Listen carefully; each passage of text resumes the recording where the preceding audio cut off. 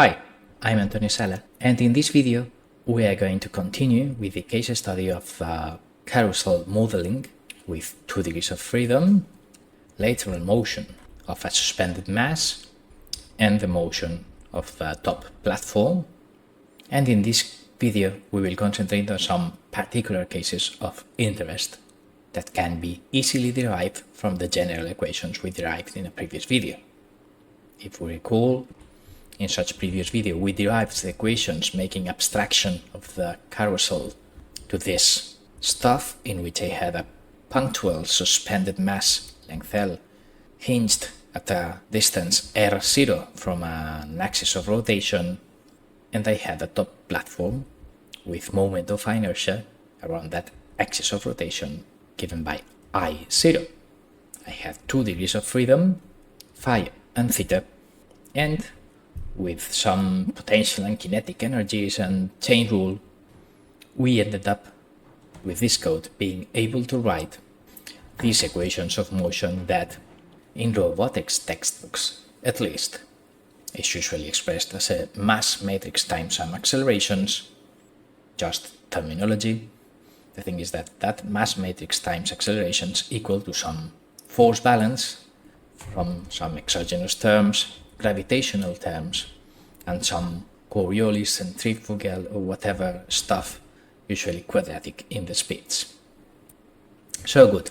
Our goal is now see how these equations render when we restrict them to some particular cases, making some of the numbers here 0, or some stuff that we are going to discuss just now. Let's start with the first particular case of 0 suspended length. I mean, changing this to just placing the mass exactly at the top rotating platform. So well, in that case, as we assumed that the mass is a point mass, then it has no moment of inertia, so its rotation by an angle theta does not change the kinetic or potential energy. So this reduces to sort of a 1 degree of freedom mechanical system. And indeed, if I go back to MATLAB and substitute in the equations of motion the suspended length by 0, then I obtain a first equation in which I get an angular acceleration times an equivalent inertia equal to the force in torque. Indeed, the equivalent inertia is the original inertia I0, plus, of course, that arising from the extra mass, which is mass times squared distance. So indeed, the first equation renders equal to a 1 degree of freedom equation of motion, and the second equation, well, it renders 0 equals 0, a tautology, because indeed this is the second equation of motion that symbolic toolbox returned, and if I replace L by 0, then everything in the left hand side becomes 0. So the second equation is not relevant in the dynamics, and this is the first particular case I wanted to show. If we now discuss the second particular case, then it will be the spherical pendulum. What is it?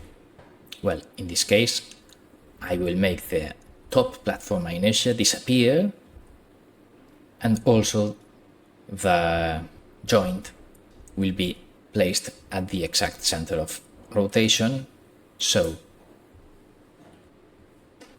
I'll end up having just a point mass hanging from a massless bar of length L, and that is a well-known problem, the spherical pendulum. These 2 degrees of freedom end up being like a spherical joint here.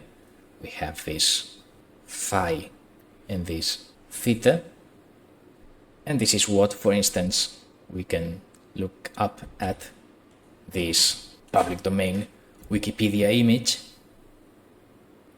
in which, after doing some stuff with sinus, cosine, whatever, and Euler-Lagrange equations,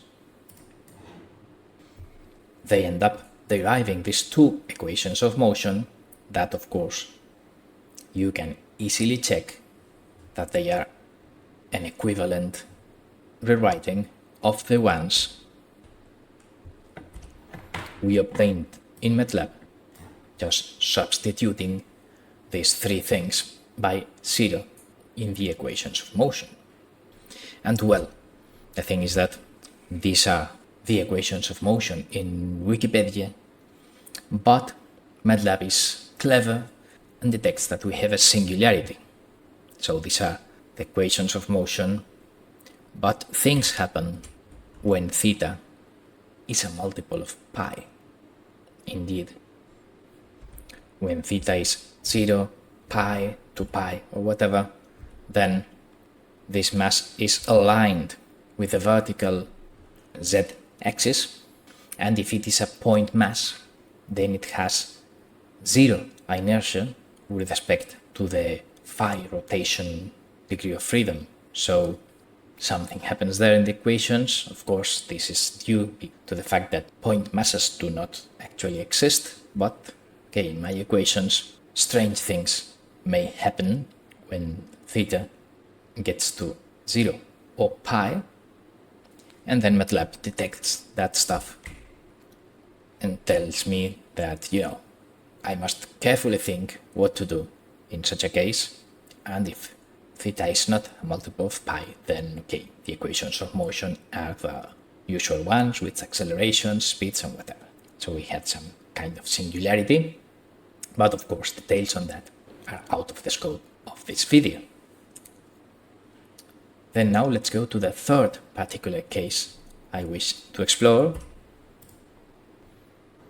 which is the lateral dynamics, assuming that the top platform has a very large inertia so that it is not influenced by the oscillations back and forth of the lateral dynamics, or well, that somebody else is forcing a particular rotation speed on the top platform, and I don't wish to study that. We'll do in a couple of minutes, but for the moment being, the analysis of the lateral dynamics, only the dynamics of theta, is this kind of particular case. But okay, it's not a particular case. It's just, that we have two equations of motion, and if I just want to look at one of them, well, it's my wish, Then what do I get? Well, I get this expression that basically ends up being the following.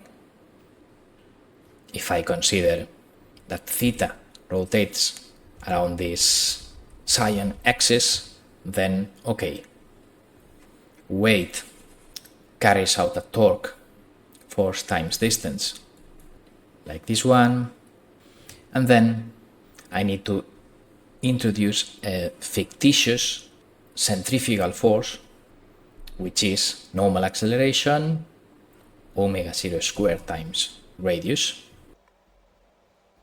being radius this distance, and centrifugal force is acceleration times mass, and then of course the rotation torque I will call centrifugal torque.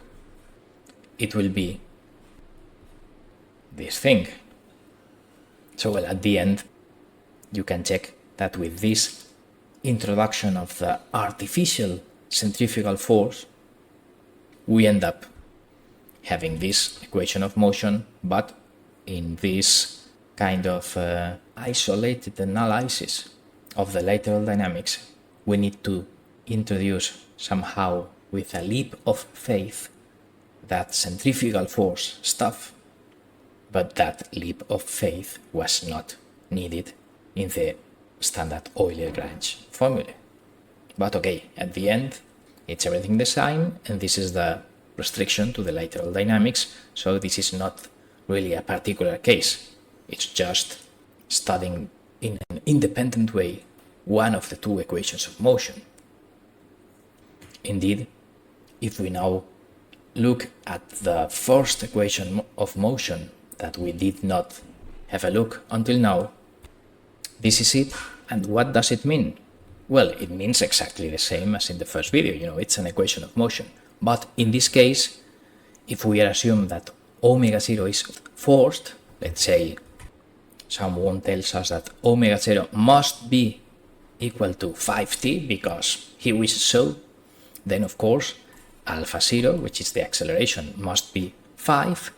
So if I replace omega 0 like this and alpha 0 in there, of course you can put whatever functions of time you wish and its derivative, then the first equation of motion tells me the torque that I would need to force such a motion.